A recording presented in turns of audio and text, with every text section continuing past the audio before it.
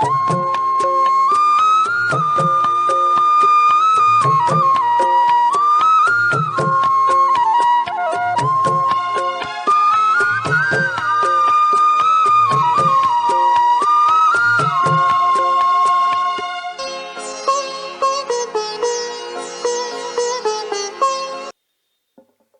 बड़े मन के साथ, पूरी उत्सुकता के साथ, पूरी आत्मीयता के साथ सुनने को, देखने को, जानने को और जीने को उपस्थित हैं। निश्चित इन कानों ने संतों को खूब सुना है, इन आंखों ने संतों को बहुत निहारा है, इन हाथों ने संतों के चरण स्पर्श बहुत किए हैं, पर सब कुछ हुआ है, पर हुआ कुछ भी नहीं है। अब सुनने का वक्त बहुत कम है, अब समझने का वक्त है। अब समझने का वक्त भी बहुत कम है, अब जानने का वक्त है। अब जानने का वक्त भी बहुत कम है, अब सिर्फ जीने का वक्त है। रोज दिन कम होते जा रहे हैं, रोज बीमारियां बढ़ रही हैं, रोज उलझने, टेंशन आदमी की रोज मर्रा की जिंदगी में रोज बढ़ रही है। एक बीमारी ठीक नहीं होती है, दूसरी तैयार हो जाती है। एक चिंता समाप्त नहीं होती है, दूसरी चिंता तैयार खड़ी है द्वार पर। दरवाजे खुले और चिंता अंदर घुस जाती है। रोज का जीवन आपाधापी में, मंदिर आओ तो मंदिर में मन नहीं लगता है, सत्संग में जाओ तो सत्संग में उबासी आने लगती है, जाप करने बैठो तो नींद आने लगती है, स्वाध्याय करो तो बोरियत होने लगती है। जहां पर मन लगना चाहिए वहां मन नहीं लगता है, और जहां मन को नहीं लगाना है वहां मन घंटों टाइम पास कर रहा है। बहुत सारी बातें हैं, और निश्चित जिंदगी का अंत भी आ जाएगा तब भी बातें पूरी नहीं हो पाएंगी।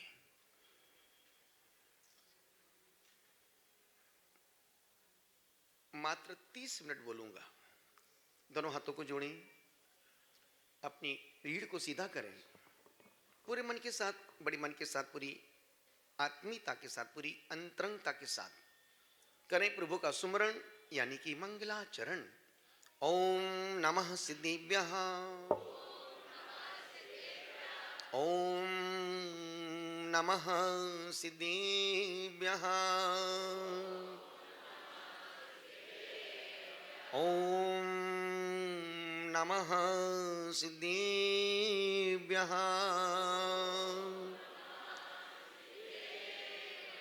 मंगलम भगवान वीरो, मंगलम गौतमो गणी, मंगलम कुंद कुंदाद्यो, जैन धर्मोस्तु मंगलम। सर्वमंगल मांगल्यम,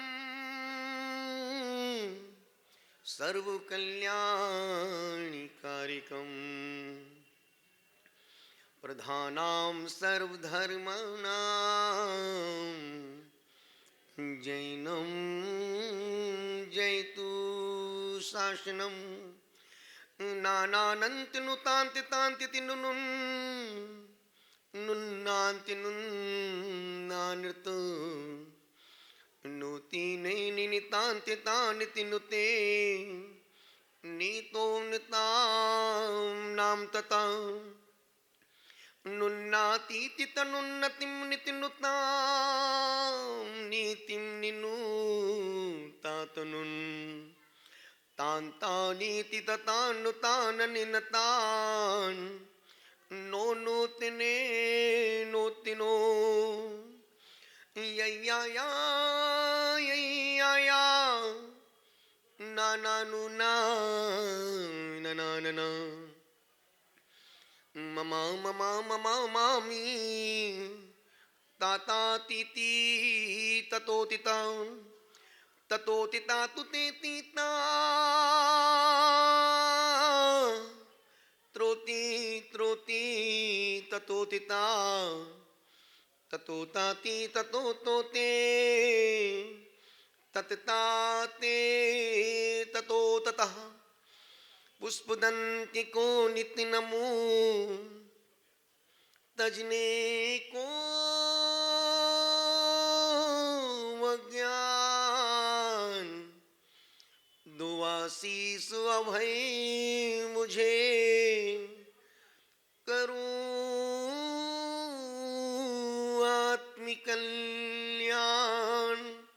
पूरी चैतन्यता के साथ, पूरी अंतरंगता के साथ, पूरी विशुद्धि के साथ उनकी जय घोष, जिनकी हम आप सब हैं, जिन्होंने सब कुछ पा लिया है, अब जिन्हें कुछ भी पाना शेष नहीं रहा, उन पावन परमात्मा की अनंत अनंत ऊंचाइयों को पाने के लिए अपने छोटे छोटे हाथों को ऊंचा करें और नाभि से जय घोष लगाएं। अहिंसा परमो धर्म की, भगवान आदिनाथ स्वामी के, भगवान चंद्र प्रभु स्वामी के, भगवान पदम प्रभु स्वामी के, भगवान सुपार्शनाथ, शांतिनाथ, शीतलनाथ, नेमिनाथ, पारसनाथ, महावीर स्वामी की, बचे हुए सभी भगवान की, चारित्र चक्रवर्ती श्री शांति सागर जी महाराज की, परम तपस्वी सम्राट श्री सन्मति सागर जी महाराज की, श्रद्धा के देवता आस्था के भगवान गुरुवर आचार्य श्री पुष्पदंत सागर जी महाराज की, महाराज की, महाराज की, विश्व धर्म की, मानव धर्म की। बोलो साधना महोदधि भारत गौरव अंतर्मन आचार्य 108 श्री प्रसन्न सागर जी महाराज की, आचार्य संघ की।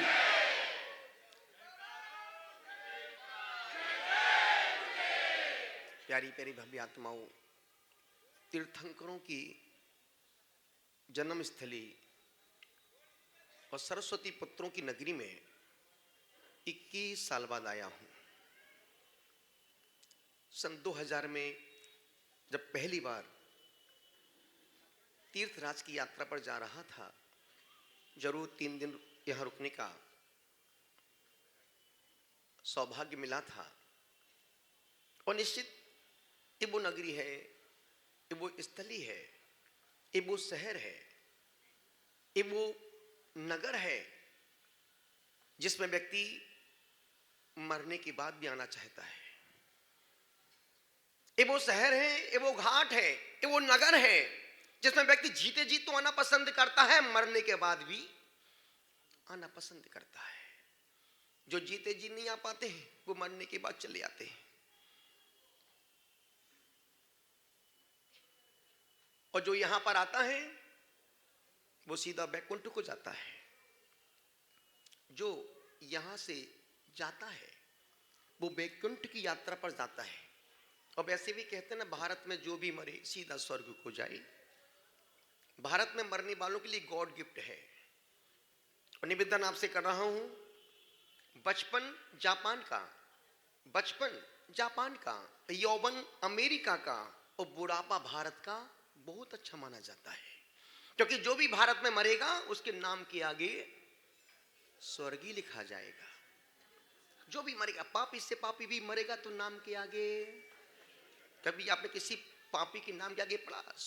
नारकी फलाने चंद, जिसने जिंदगी भर पाप किए, खूब सब कुछ किया, पर उसके नाम के आगे स्वर्गीय फलाने चंद। ये भारत में मरने वालों के लिए गॉड गिफ्ट है। तुम्हें कहां मरना है?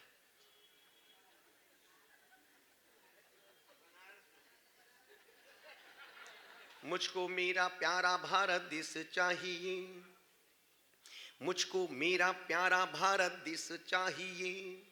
धोती कुर्ता साड़ी लहंगा वेश चाहिए, मुझको मेरा प्यारा भारत देश चाहिए। धोती कुर्ता साड़ी लहंगा वेश चाहिए। कागे बोलने पे परदेसी आता है, चांद देखने पे मामा याद आता है। काग बोलने पे परदेसी आता है, चांद देखने पे मामा याद आता है। बिछुड़े हुए सगी संबंधी चाहिए, मुझको मेरा प्यारा भारत देश चाहिए। मुझको मेरा प्यारा भारत। जब भी मरना भारत में ही मरना, और वहां पर मरना जहां पर तुम्हारा कोई अपना ना हो। वहां मरना जहां पर तुम्हारा कोई अपना ना हो, और जहां तुम्हारा कोई अपना नहीं होगा वहां परमात्मा जरूर होगा।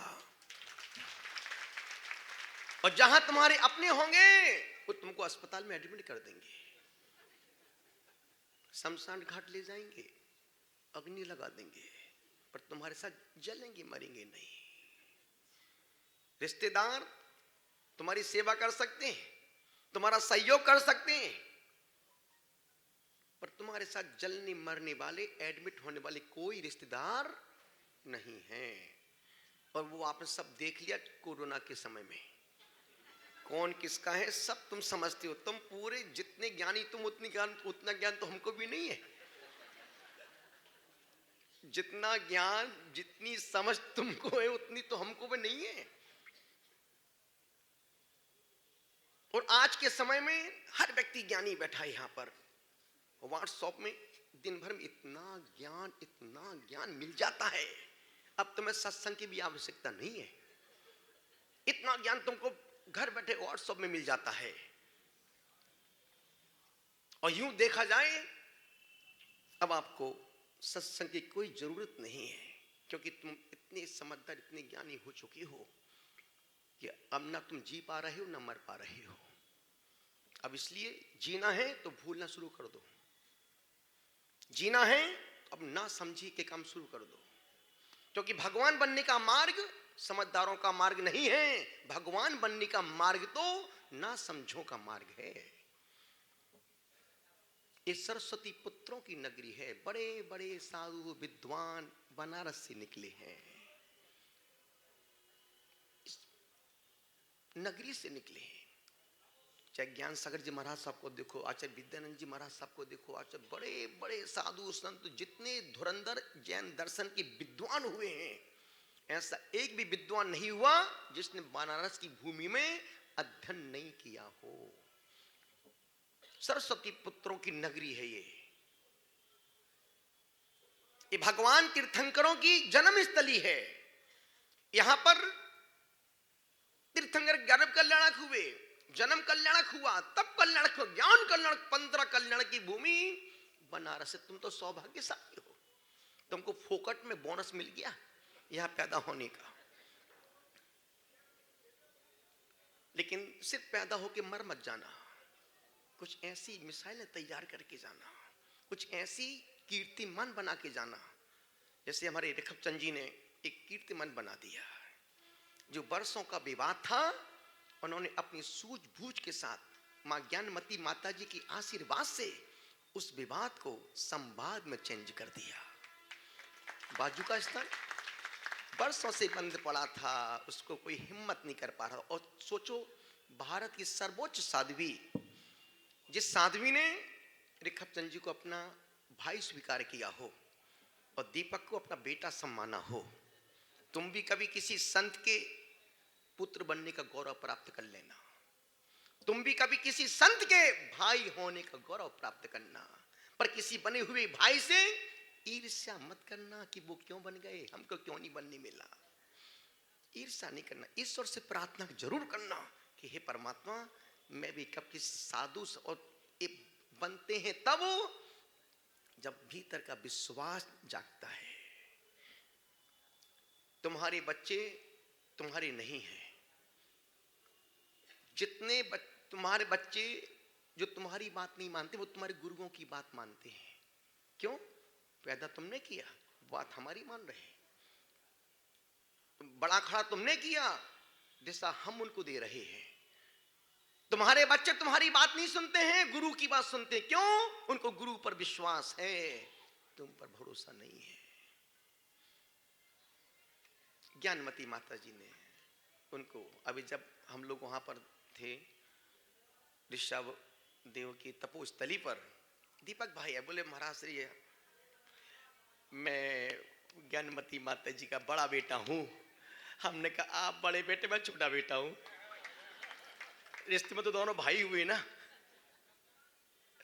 और वाकई में उस समय की पौन घंटे की उसमें रविंद्र स्वामी जी भी बैठे थे, जीवन भी, सब लोग, सब पूरी समाज के सब गणमान्य लोग बैठे थे। मैं अपनी बातें परोस रहा था। हमने 3 महीने जो माता जी के पास जिया है, दुनिया कुछ भी बके, कुछ भी बोले, ज्ञानमती माता जी ऐसी है वैसी है, परिवार है, मूर्ख लोग हैं जिनको अकल नाम की चीज नहीं है। एक बार जाके देखो ज्ञानमती माता जी क्या चीज है। ज्ञानमती माता जी चारित्र चक्रवर्ती गुरुदेव की समकालीन साध्वी हैं। पूरे भारत देश की सारी आरिकाओं को तुम इकट्ठा कर दो एक स्थान पर और एक तरफ बैठा ज्ञानमती माता जी को, कोई मुकाबला नहीं है।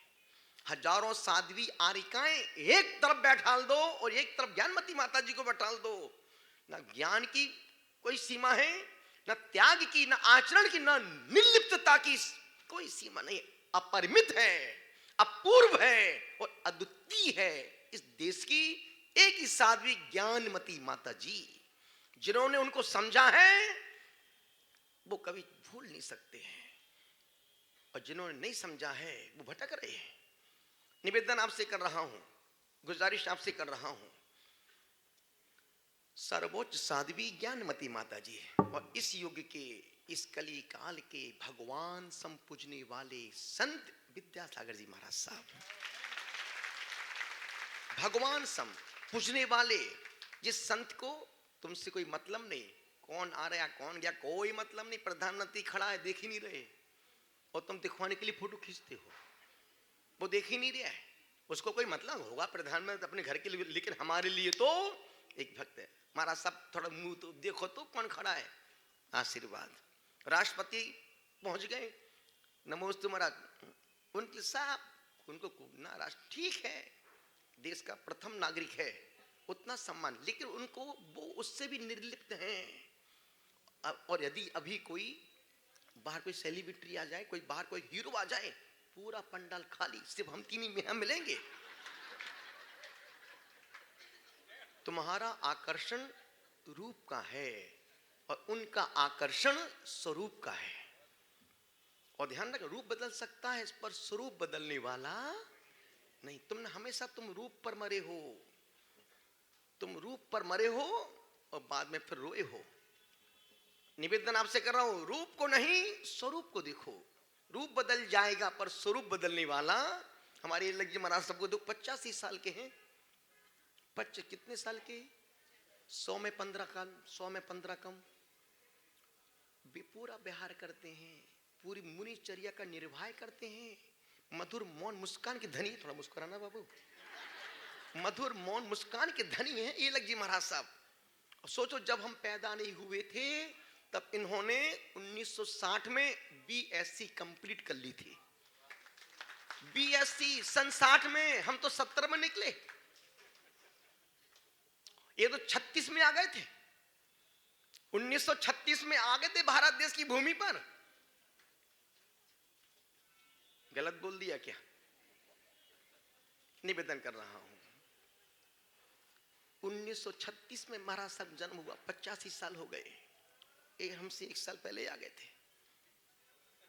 1969 में हम ही बाद में निकले सबसे।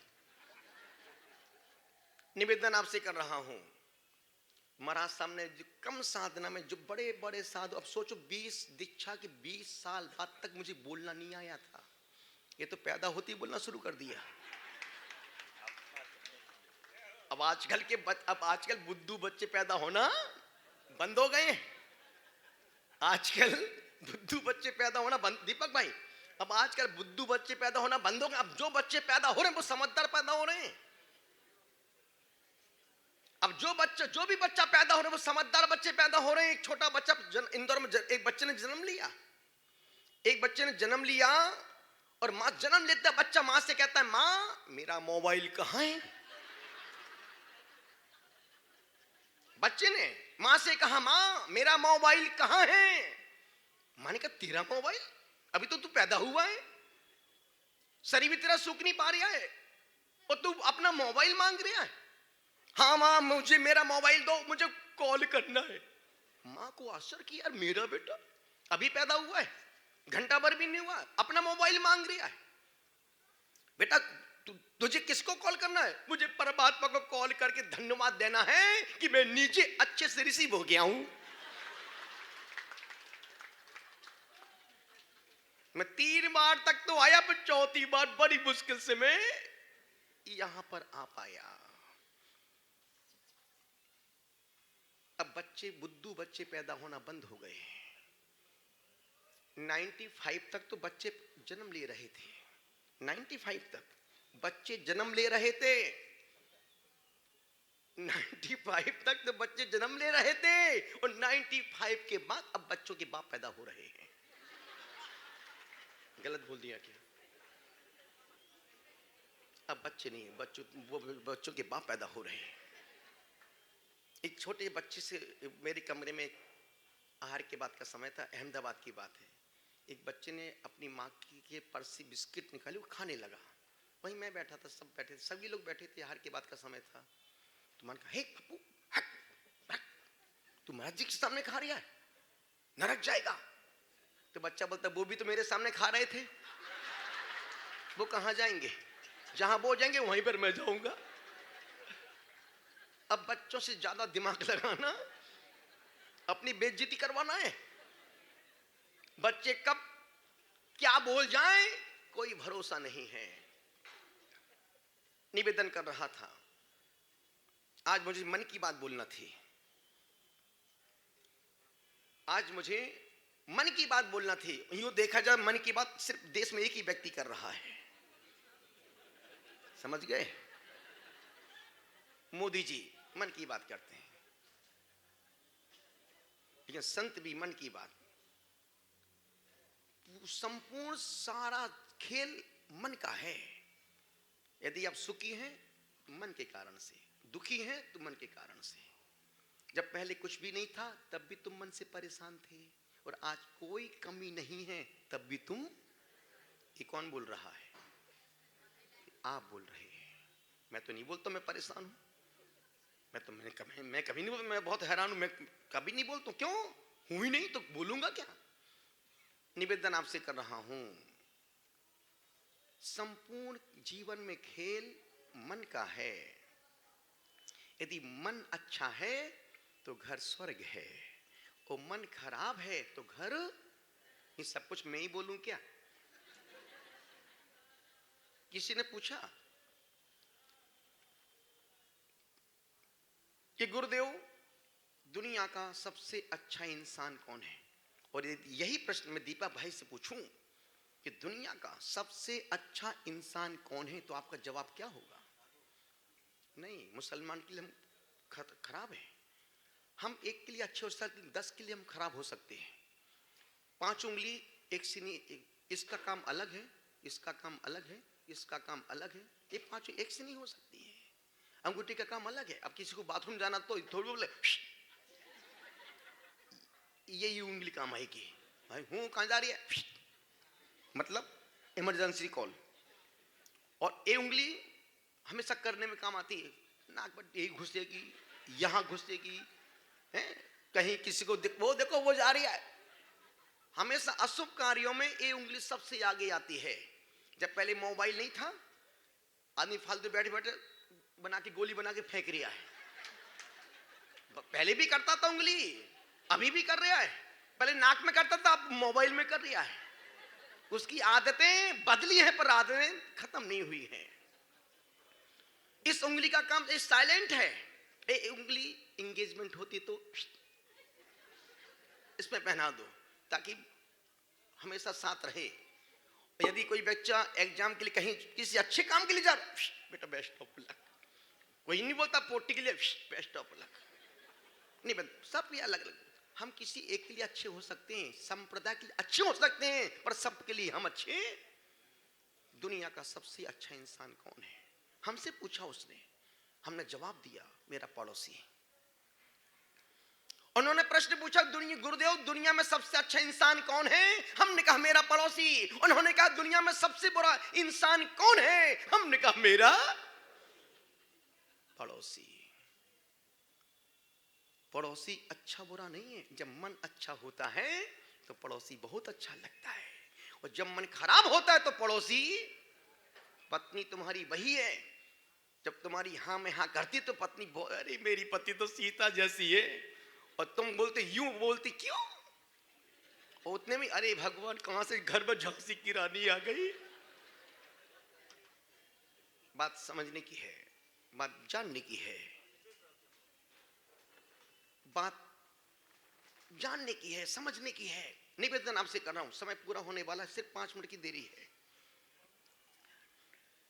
मन अच्छा है तो घर स्वर्ग है, और मन खराब है तो घर। और आज की जिंदगी, आज के इंसान की जिंदगी लुंगी जैसी हो गई है। आज के आदमी की जिंदगी लुंगी जैसी हो गई है। बोल, पूछो क्यों? क्योंकि लुंगी में चैन नहीं। कहीं भी बैठ जाओ चैन नहीं, मंदिर में जाओ तो चैन नहीं, दुकान में जाओ तो चैन नहीं, घर में जाओ तो चैन नहीं। आदमी की जिंदगी लुंगी जैसी, कहीं भी बैठ जाओ चैन नहीं। स्वाध्याय में जाओ तो मन नहीं लगता, चैन नहीं। यहां आओ तो चैन नहीं, वहां जाओ तो चैन नहीं, यहां तक मरघट में जाओ तो चैन नहीं।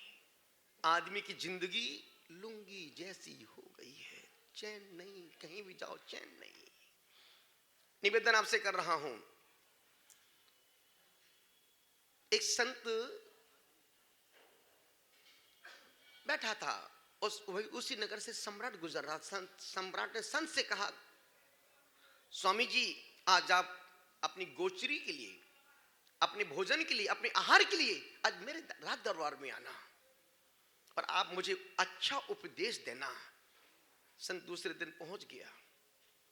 राजा ने 56 पकवान बनाए थे। अब राजा तो राजा जैसे ही भोजन बनाएगा ना, उसने 56 पकवान बनाए। संत को भोजन की थाली दिखाई, संत ने अपना पात्र आगे कर दिया। संत ने, सम्राट ने सोने के पात्र में अच्छी बढ़िया भैंस के दूध की खीर, उसमें काजू, किशमिश, पिस्ता, बादाम, सारे ड्राई फ्रूट्स पड़े थे। दूध में चावल तैर रहे थे, बादाम खेल रही थी, किशमिश लौट रही थी, काजू बॉर्डर में खड़ा था। जैसे सम्राट ने संत के पात्र में खीर डालने की कोशिश की, संत ने अपन पात्र आगे कर दिया। उस पात्र में देखा कि धूल मिट्टी दस्त भरी पड़ी है। संत ने कहा, मूर्ख, समझता नहीं क्या, ये खीर है और तेरा पात्र तो गंदा है, और मैं उसमें खीर डालूंगा तो तेरी मेरी पूरी खीर खराब हो जाएगी।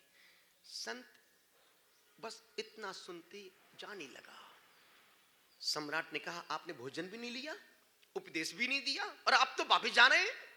तब उस संत ने कहा, मैं राजन, हमने आपको उपदेश तो दे दिया, अब तुम नहीं समझो तो मैं क्या करूं? राजा अवाक रह गया कि यार संत उपदेश दे दिया। तब सम्राट ने फिर हाथ जोड़ के पूछा, स्वामी ये आपने क्या उपदेश दिया? आपने मेरा भोजन के लिए गंदा पात्र क्यों रखा? तब संत ने कहा, राजन तुमने कल मुझसे कहा था कि मैं तुमको खाना खिलाऊंगा और आप मेरे महल में मुझे धर्म उपदेश देना, सत्संग करना, मुझे ज्ञान देना। राजा बोलता है, संत बोलता है कि राजन हम तुम्हारे घर पर आ भी गए और हमने तुमको उपदेश भी दे दिया और मैं जा रहा हूं। तब राजा बोलते, नहीं स्वामी आप समझाओ। तब संत ने कहा, राजन जब तक तुम्हारे मन से गंदगी, राग, द्वेष, क्लेश, मोह, विकार, वासनाओं की धूल नहीं निकलेगी, तब तक मैं अपने अमृत वचन तुम्हारे पात्र में कैसे, तुम्हारी खीर तो फिर भी ठीक हो जाएगी, पर मेरे वचन गंदे हो गए फिर वो अच्छे नहीं हो सकते हैं। पहले मन के पात्र को साफ करो। और मैं भी आपसे कह रहा हूं, संतों के अमृत लगातार बरस रहे हैं। संतों की वाणी आए दिन, फिर कोई संत आते हैं, अभी हम जाएंगे फिर महाराज साहब आएंगे, वो जाएंगे फिर तीसरे आएंगे, फिर चौथे आएंगे। 12 महीने संतों का प्रवास बनारस शहर को मिलता ही रहता है। संत आते हैं, प्रवचन कर रहे हैं, पानी तो बरस रहा है पर तुम भीग नहीं पा रहे हो। क्यों? क्योंकि तुम छत्ता लगा के बैठे हो। होशियार हो, समझदार हो, सुनना भी है और भीगना भी। अभी तुम्हारा हाल ऐसा है जैसे नदी में पड़ा पत्थर। आपका पूरा समय हुआ 30 मिनट, इसको यहीं समाप्त कर दूं, कल आगे बोल लेंगे।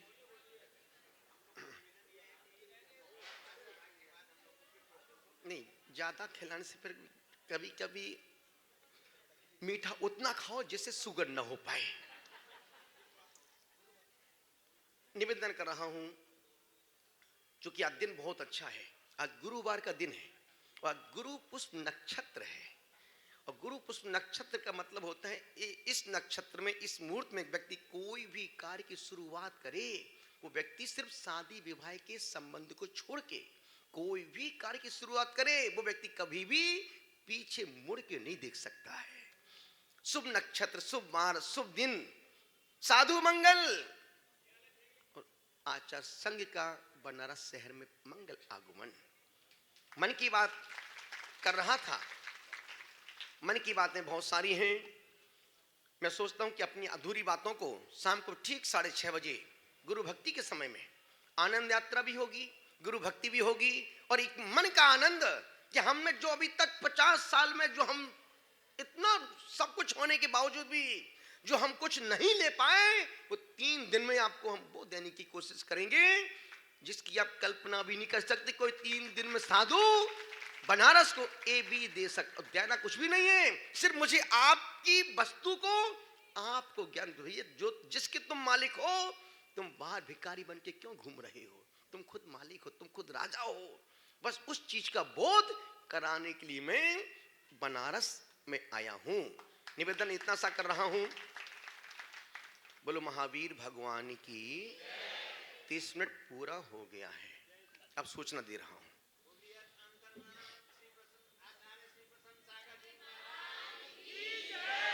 अभी हमारी बातें अधूरी है, बात शाम को पूरी करेंगे।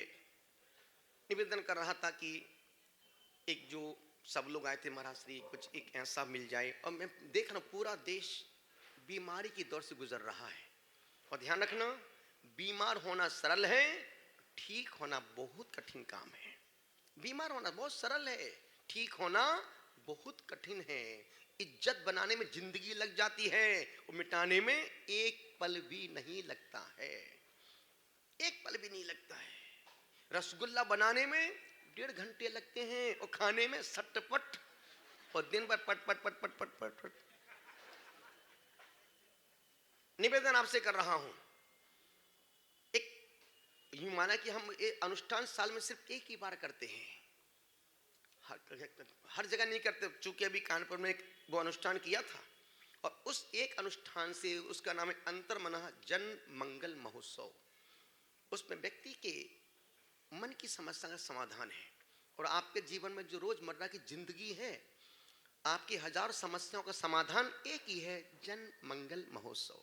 उसमें कुछ नहीं करना, सिर्फ आपको आके बैठना। अभी तक आपने देखी हुई प्रतिष्ठा होती है, एक पत्थर एक बार मंदिर गया, पत्थर एक बार मंदिर गया, भगवान बन गया। पत्थर एक बार मंदिर गया, भगवान बन गया। आदमी जिंदगी भर मंदिर गया, इंसान नहीं बन पाया। वो इंसान बनने का उस महोत्सव है, वो तुम्हारे मन की प्रतिष्ठा करने का महोत्सव है, वो तुम्हारे शरीर के स्नान का महोत्सव है। और आप कभी आपने सुना मंत्र स्नान? सोचो, दीक्षा को 32 साल हो गए, 32 साल से हमने स्नान नहीं किया, 32 साल से स्नान नहीं किया, और तुम 2 दिन नहीं करो तो ऐसी है कि जैसे पीछे से निकल रही हो। और खुद को नहीं पुसाएगी तुम्हारी गंध, तो तुम तो अपनी दुर्गंध को भी छुपा के दिन भर फूस करके, क्या बोलते उसको, वो डीओ पीओ स्प्रे जो भी कर दो। हमारे प्रधानमंत्री बोला डीओ है, कुछ कितना ही तुम डीओ पीओ कुछ भी करो, आधे घंटे बाद वो डीओ भी पीओ बन जाएगा। खुद को कितना ही कॉस्टली पदार्थ तुम शरीर पर लगाओ, घंटे भर बाद वो मल बन जाएगा।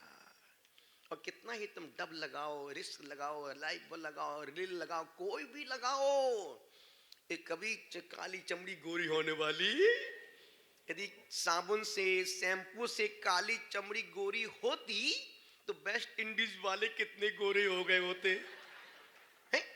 कोयला धोया दूध से निकला इतना सार, कोयला धोया दूध से निकला इतना सार, कोयला तो उजला नहीं, दूध गया बेकार। निवेदन आपसे कर रहा हूं, 32 साल स्नान नहीं किया है, फिर भी स्वस्थ हूं और रोज स्नान करता हूं। 32 साल से स्नान नहीं किया है, फिर भी स्वस्थ हूं।